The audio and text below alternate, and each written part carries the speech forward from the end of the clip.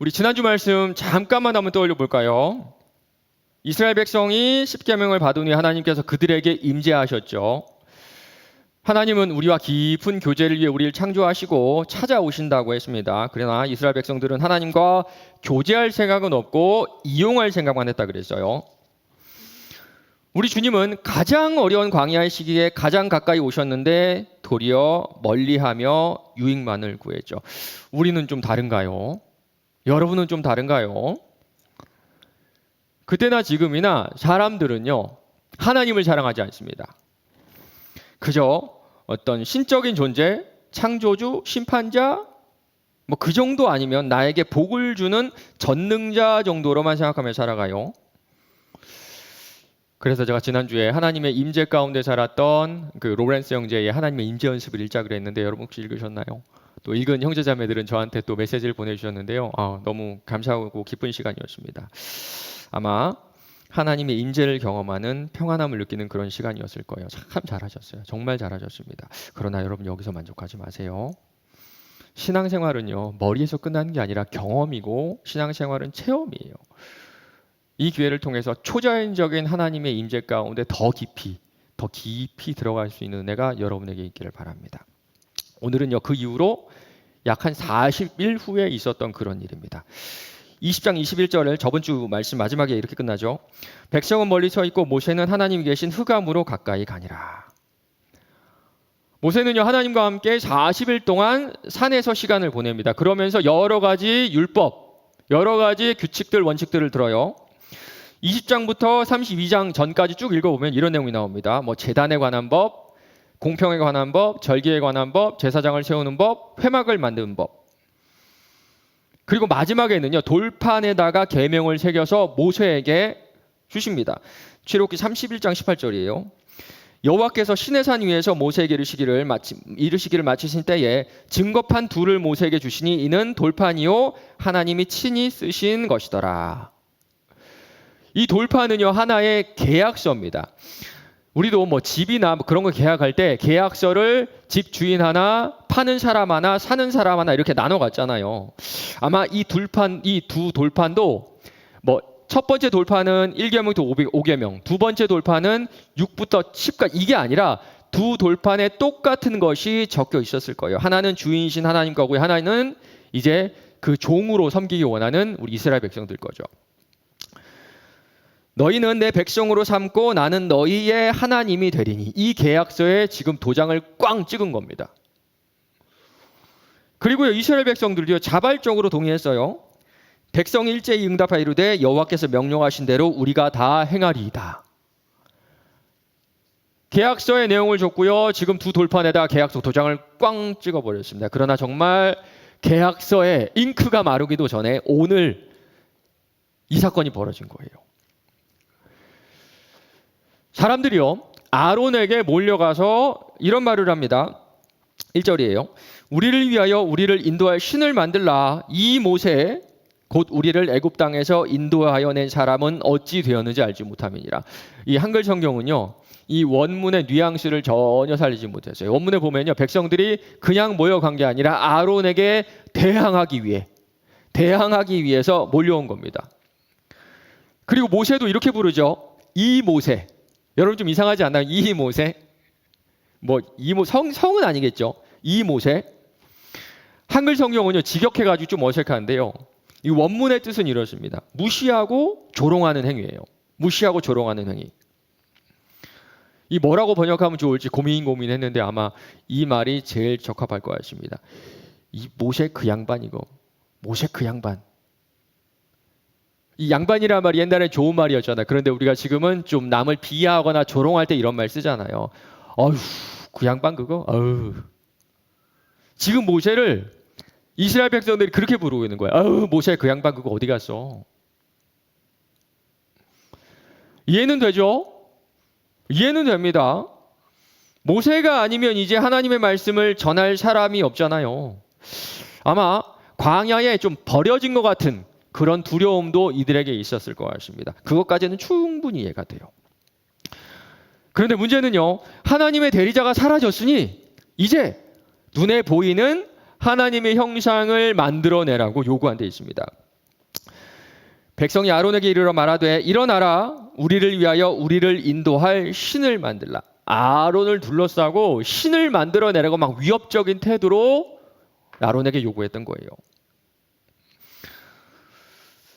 이 상황에서 아론은요, 너희들이 가지고 있는 금 귀고리를 가지고 오라고요. 그리고 금 송아지를 만드는데요.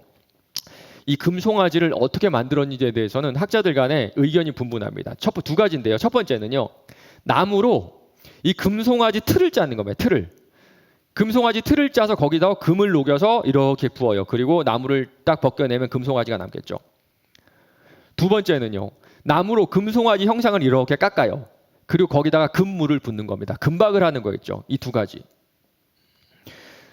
뭐가 맞는지는 잘 모르겠어요. 둘 다 맞을 것 같은데요. 이 두 가지 방법의 공통점이 한 가지가 있습니다. 그게 뭐냐면요, 대충 만든 게 아니라 아주 공을 들여서 이 우상을 만들었다는 겁니다. 그리고 이 송아지 형상으로 우상을 만든 거는요, 생각보다 간단합니다.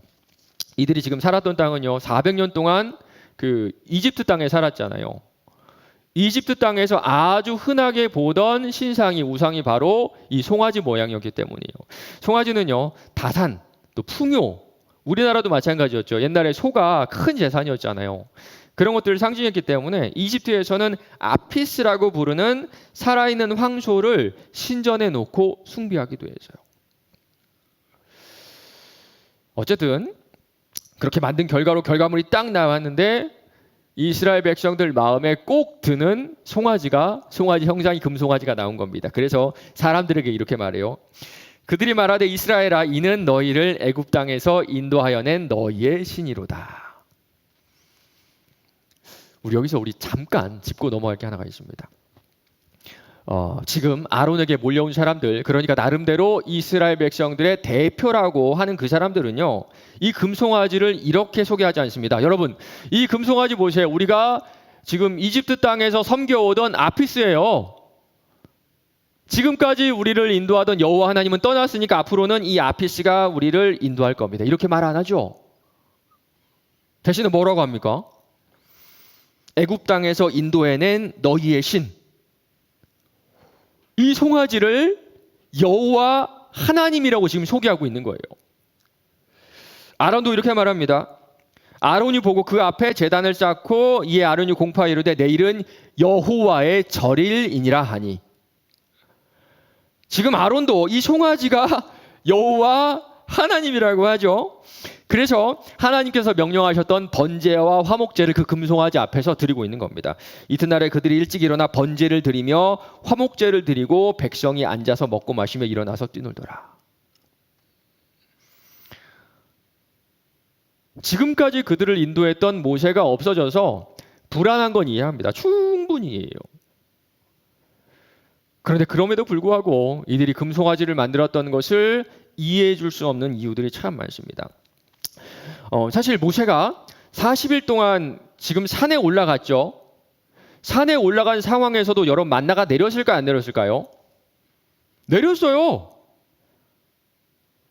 이들은요 40일 동안 하루도 빼놓지 않고 그 기적을 경험했던 겁니다. 물은 어떨까요? 물도 마셨어요. 이 광야에서 기적적으로 물이 나와서 단 하루도 목이 말랐다는 그런 기적이 없어요. 그리고요 공격하는 적도 없어요. 먹을 거 있고요, 마실 거 있고요, 누가 공격하지 않은 아주 평안한 그런 상황. 무언가 신의 도움이 필요한 그런 상황이 아니었다는 겁니다. 그럼에도 불구하고 이들이 송아지 형상을 만들었던 거예요. 그 이유가 뭘까요?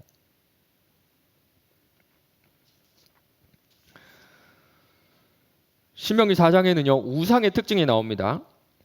너희는 거기서 사람의 손으로 만든 바 보지도 못하며 듣지도 못하며 먹지도 못하며 냄새도 맡지 못하는 목석의 신을 섬기리라. 금송아지 우상을 한번 생각해 보세요. 거기에 귀 있죠, 입도 있죠, 그렇죠, 눈도 있죠. 그 모양들은 다 있습니다. 그러나 그 감각 기관들이 제 기능을 하지 못하잖아요. 눈도 귀도 입도 하나의 그냥 장식품인 겁니다. 바로 이거예요. 바로 이거. 감각기관이 전혀 작동하지 않는, 그러니까 생명력이 전혀 없는 우상의 특징이 그 우상을 섬기는 자들에게 전달되었기 때문이에요. 신명기 29장입니다. 그러나 깨닫는 마음과 보는 눈과 듣는 귀는 오늘 여호와께서 너희에게 주지 아니하셨느니라. 하나님의 임재를 매일 봐도, 그 보호하심을 경험하셔도, 그 능력을 매일 먹어도 깨닫는 마음과 듣는 귀와 보는 눈이 없었기 때문에 내 마음에 안정을 주는 그 무언가를 이들은 만들어내야 했던 겁니다. 시편에는요, 우상을 닮은 이 이스라엘 백성들의 모습을 훨씬 더 적나라하게 드러냅니다. 시편 106편입니다. 그들이 호렙에서 송아지를 만들고 부어 만든 우상을 경배하여 자기의 영광을 풀 먹는 소의 형상으로 바꾸었도다. 여러분, 사람은 누구의 형상으로 창조됐나요? 사람? 여러분 다 아시죠? 하나님의 형상. 하나님의 형상을 닮아서 창조됐습니다. 마치 태양과 달을 생각하시면 돼요. 달은요, 그 자체로 빛이 나는 게 아니라 태양빛을 받아서 반사하는 거잖아요. 사람이 그래요. 사람이 하나님의 영광을 받아서 하나님의 영광을 반사하기 위해, 드러내기 위해 우리는 창조된 존재입니다. 그러나 지금 이스라엘 백성들은 우리가 가지고 있는 그 원초적인 이 하나님의 영광을 풀먹는 소의 형상으로 지금 바꿔나갔던 겁니다. 매일 만나를 먹어도 단 한순간도 빠지지 않고 기적적으로 흐르는 물을 마셔도, 홍해가 갈라지는 기적을 경험했어도 마치 아무것도 보지 못하고 아무것도 듣지 못하고 아무것도 먹지 못하고 깨닫지 못하는 그 소의 형상. 정말 자신들이 섬기는 그 우상의 모습을 닮아갔던 겁니다. 그리고 이런 모습들은요, 이런 악하고 어리석은 모습은 여전히 우리에게 남아있음을 아셔야 돼요.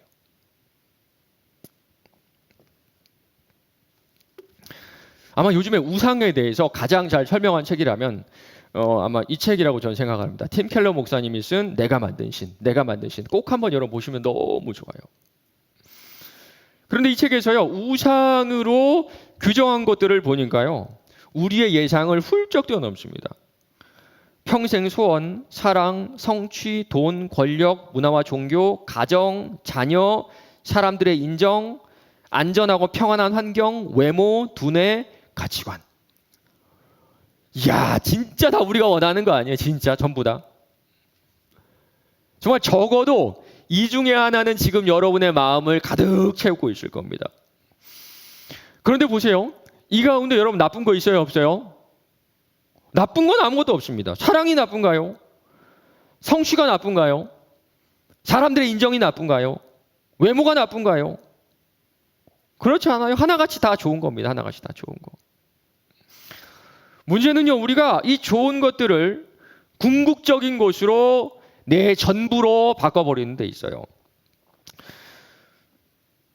우상이란 무엇인가? 무엇이든 당신에게 하나님보다 더 중요한 것이다. 무엇이든 하나님보다 더 크게 당신 마음과 생각을 차지하는 것이다. 무엇이든 당신이 그것을 보며 마음 깊은 곳에서 이렇게 말한다면 그게 곧 우상이다. 저것만 있으면 내 삶에 의미가 생겨질 거야.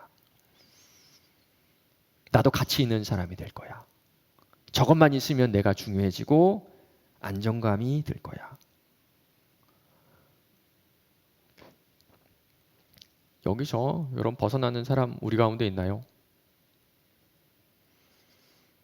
여러분을 만나고 수많은 성도, 예수 믿는 사람들을 만나면서 느끼는 거는 뭐냐면요, 모두 다 저 마음속 깊은 곳에서는 이 좋은 것 중에 하나를 궁극적으로 모든 것으로 갈망한다는 겁니다.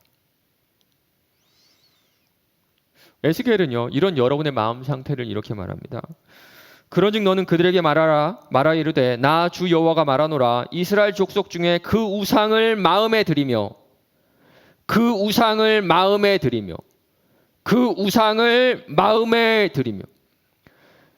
이제는요, 금송아지를 놓고 섬기는 사람은 없습니다.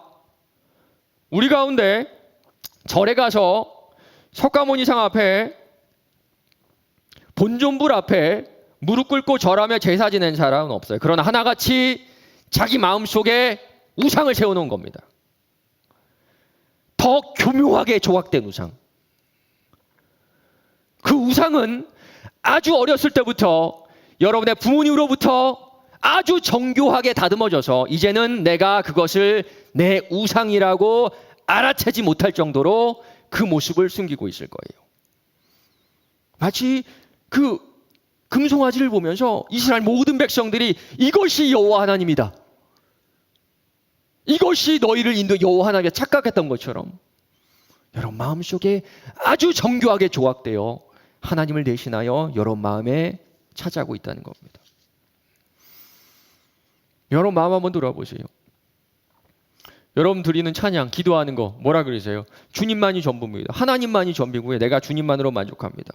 그런데 나는 그게 사실이라고 생각하지 않아요. 여러분도 가슴에 손을 얹고 그게 진짠가요? 어떤 사람은 사랑, 어떤 사람은 돈, 어떤 사람은 남들의 인정, 어떤 사람은 외모, 어떤 사람은 일을 통한 성취감.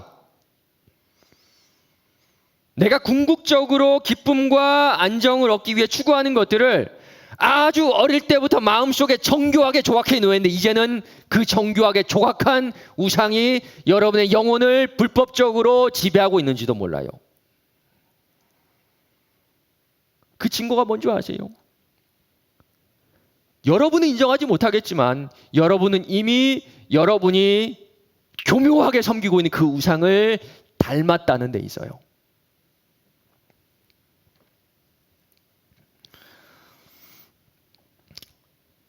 돈이 우상인 사람들이 보이는 갑질을 여러분 뉴스에서 많이 봤을 겁니다.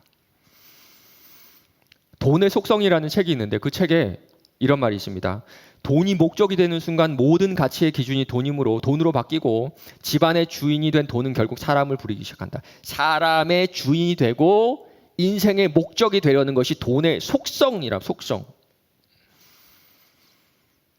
그래서 돈이 우상이 된 사람들은요, 이제 돈을 섬기는 정도가 아니라 돈의 속성이 나의 일부가 되어서 누군가의 주인이 되고 이 주인이 된 권력으로 그 사람의 삶을 파괴하려고 하죠.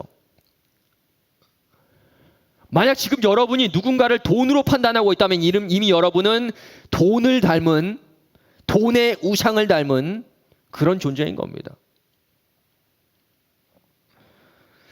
요즘에는 어떤 연예인 얘기가 뉴스에 많이 나오더라고요. 남자친구를 조종해가지고, 연예인 남자친구를 조종해가지고 드라마 내에서 뭐 로맨스를 하지 못하게 하는 그런 사건 요새 많이 나오잖아요. 사랑의 속성 중에 하나인 질투가 우상이 되었을 때 사랑 또한 우상이 된다는 것을 볼 수가 있습니다. 그리고 그 사람 보면요, 질투 그 자체라는 생각이 들지 않으세요?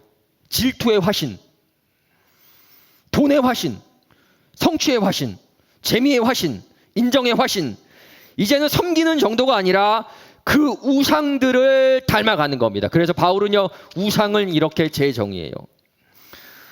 그러므로 땅에 있는 지체를 죽이라. 곧 음란과 부정과 사욕과 악한 정욕과 탐심이니 탐심은 우상 숭배니라. 금송아지 우상 아니에요. 바알 신상 우상 아니에요. 산에 쌓아놓은 돌탑이 우상이 아니고요. 절에 있는 석가모니 이상도 우상 아닙니다.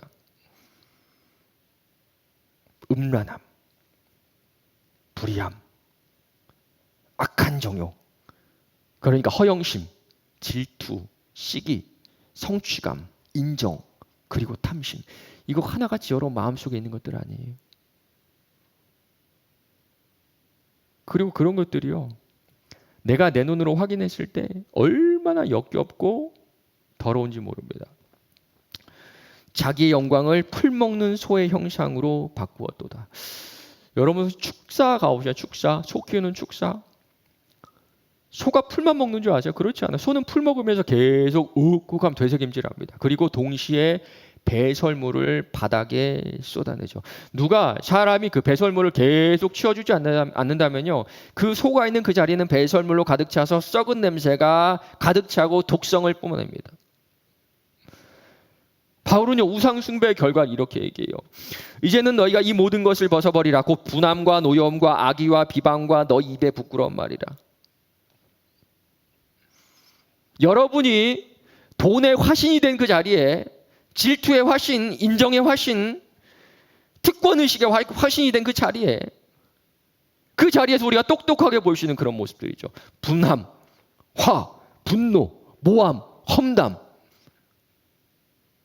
쌓여있는 소의 그 배설물처럼 우상이 된 여러분도 다른 사람들을 향해 독성을 지금 뿜어내고 있는 겁니다. 우리 예수님은요, 수없이 복음을 전해도 사람들이 듣지 않는 그 이유를 이렇게 말해요. 대답하여 이르시되 천국의 비밀을 아는 것이 너에게 허락되었으나 그들에게는 아니 되었나니 무릇 있는 자는 받아 넉넉하되 없는 자는 그 있는 것도 빼앗기리라. 그러므로 내가 그들에게 비유로 말하는 것은 그들이 보아도 보지 못하며 들어도 듣지 못하며 깨닫지 못함이니라. 눈도 귀도 멀어버린 우상 그 자체가 되어서 예수 그리스도를 보지 못하는 겁니다. 맞아, 여러분이 지금까지 교회를 20년 다니고 30년 다니고 40년 다니고 50년 60년 다녀도 복음을 그렇게 들어도 예수 그리스도를 보지 못하는 이유는 여러분이 우상을 닮아서 그래요. 그저 내 마음속에 정교하게 조각해 놓은 그 우상을 섬기는 것을 넘어서 그 우상의 화신이 여러분이 되었기 때문에 그렇습니다. 그래서 20년을 이 말씀을 들어도 30년을 들어도 또 그러나 보네. 지옥에 대한 말씀을 들어도, 천국의 영광에 대한 이야기를 들어도 오늘 말씀 뭐라 그랬습니까? 보아도 보지 못하고 들어도 듣지 못하고 깨닫지 못함이라. 여러분은 그저 이 자리에 나와서 나만의 무속신앙을 즐기고 있는 거예요. 그리고 예수 믿는 우리는요, 주님 보실 때 훨씬 더 악질적입니다. 예레미야 말씀이에요. 어느 나라가 그들의 신을 신 아닌 것과 바꾼 일이 있느냐? 그러나 나의 백성은 그의 영광을 무익한 것으로 바꾸었도다.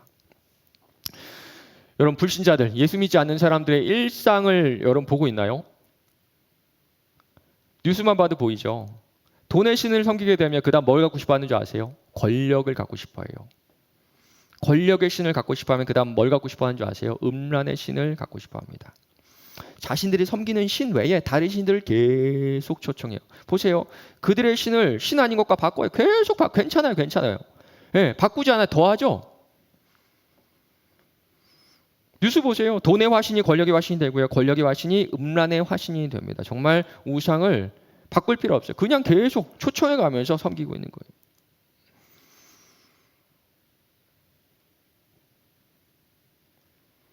그러나 우리 스스로 하나님의 백성으로 자칭하는 우리는요, 하나님의 영광을 무익한 것으로 바꿔버린 거예요.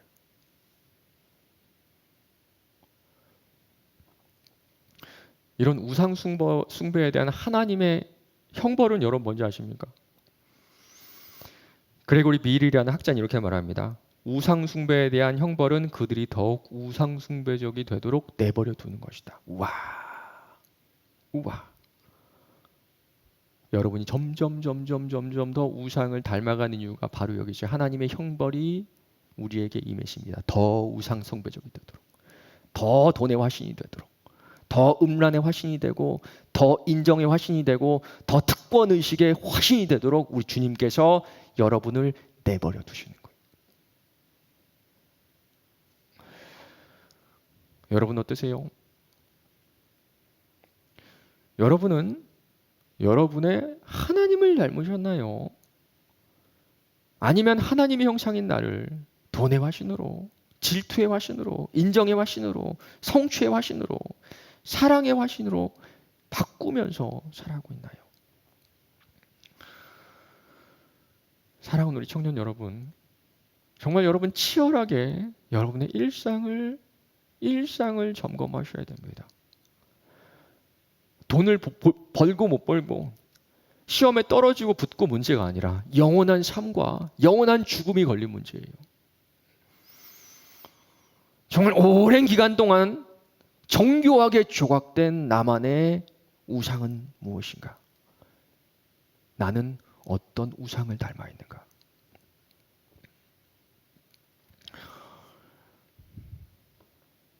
오늘 이 사건이 이렇게 끝납니다. 31절 32절이에요. 모세가 여호와께로 다시 나아가 여짜오되 슬프도소이다. 이 백성이 자기들을 위하여 금신을 만들어 싸우니 큰 죄를 범하였나이다. 그러나 이제 그들의 죄를 사하시옵소서. 그렇지 아니하오면 원하건대 주께서 기록하신 책에서 내 이름을 지워버려 주옵소서. 내가 죽어도 좋으니 내가 구원받지 못해도 좋으니 이 백성의 죄를 사하여 주시옵소서. 모세의 간절한 기도죠. 맞습니다. 모세는요 1500년 후에 있을 어떤 사람을 생각나게 합니다. 그 사람이 누굴까요? 네, 맞아요. 예수 그리스도죠. 진리에 완전히 눈이 멀고 깨닫지 못하는 우리를 위해 예수가 이 땅에 오셨어요. 나는 빛으로 세상에 왔나니 무릇 나를 믿는 자로 어둠에 거하지 않게 하려 함이로다. 감은 눈도 관통해서 비추시는 예수의 은혜가 이 땅 가운데 있습니다. 이 복음의 눈으로 눈을 뜬 사람은, 이 복음의 빛으로 눈을 뜬 사람은 그제야 우상을 닮은 내 모습을 그제야 보게 되는 겁니다. 돌아가신 오카네미아는 목사님은 이런 말씀하셨습니다. 현대인들이 가장 듣기 싫어하는 말은 죄인이라는 말이다. 그러나 자신이 죄인임을 진지하게 생각하지 않는 자는 하나님을 비웃고 십자가의 죽음을 자신과 전혀 관계없는 것으로 받아들인다. 그러나 자신을 죄인의 괴수로 인식하는 사람은 십자가를 붙들지 아니할 수 없다.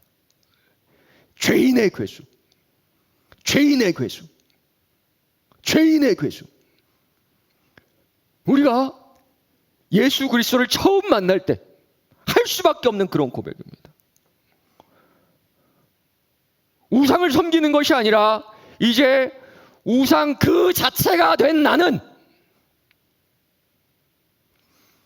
죄인이 아니라 죄인 중에 가장 큰 죄인이라는 그 사실이 그제야 보이기 때문에 그래.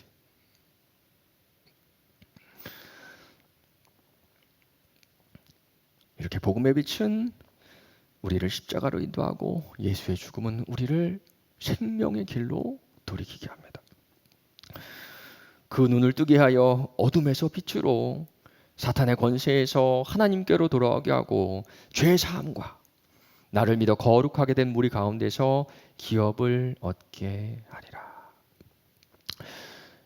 사랑하는 우리 맑은생 광천교회 청년 여러분, 전 여러분에게 오늘 이런 질문하고 싶어요. 우리가 나누는 이 시간을 통해서 여러분 기도하시면 주님께서 도와주세요. 우리 할 수 있습니다. 하나님께서 여러분의 마음을 만져주세요. 좌절하셨나요? 주님께서 도와주실 겁니다. 낙담하셨나요? 여러분 기도하세요. 말씀 읽으시면 여러분 인생 가운데 길을 보시죠. 이런 거짓말 말고 제가 여러분에게 드리고 싶은 질문은 이거 하나입니다. 여러분은 복음의 빛으로 눈을 뜨셨습니까? 여러분은 진짜 복음의 빛으로 눈을 뜨셨습니까? 그 눈을 떠서 그 눈으로 내가 우상 그 자체라는 것을 여러분 보셨나요?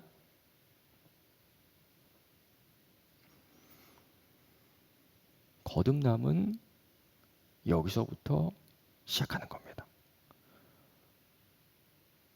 크리스천은 여기서부터 시작해요.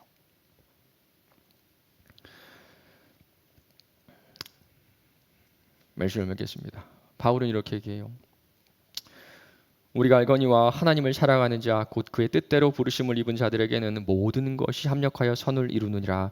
하나님이 미리 아신 자들을 또한 그 아들의 형상을 본받게 하기 위하여 미리 정하셨으니, 우리를 부르신 이유는 딱 하나입니다. 그 아들의 형상을 담게 하기 위해서. 와.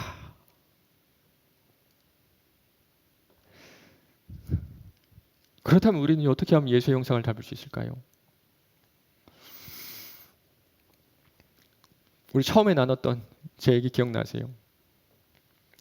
저희 아이들이 저와 제 아내를 닮은 이유는요, 저희를 좋아하기 때문에 아마 그럴 것 같아요. 맞습니다. 우리는요, 우리가 좋아하는 것들, 존귀하게 여기는 것들을 닮아가요. 그리스도를 정말 존귀하게 여겼던 사람이 쓴 책이 하나가 있습니다.